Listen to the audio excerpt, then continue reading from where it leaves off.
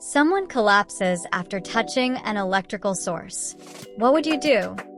The first mistake could put you in danger too. Knowing the correct first aid steps could save a life.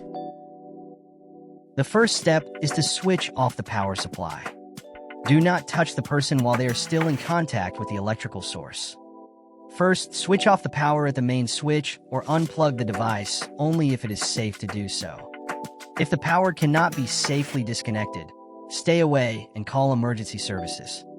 The second important step is call for emergency help. Call your local emergency number immediately. If someone is nearby, ask them to call while you assess the person. Now it is time to check response and breathing. Once the electrical danger is gone, check if the person responds. Look for normal breathing. If they are unresponsive and not breathing normally, begin CPR immediately and use an AED if one is available. Follow the AED's voice instructions. But if they are breathing and the person is unconscious, place them in the recovery position.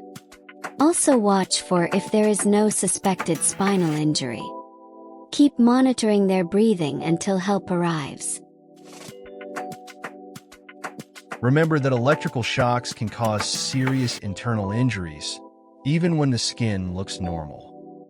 For burns, cool the area with clean, cool running water when appropriate. Do not apply ice, butter, or creams to a serious burn. Never use home remedies for burn, like butter, oils, or toothpaste. Important warning to note is that even a seemingly mild electric shock can affect the heart, brain, muscles, and internal tissues. Medical evaluation may be necessary, especially after a high-voltage shock, loss of consciousness, chest pain, breathing difficulty, or burns. In first aid, remember, power off, call for help, check breathing, start CPR if needed. Your safety comes first, then save a life.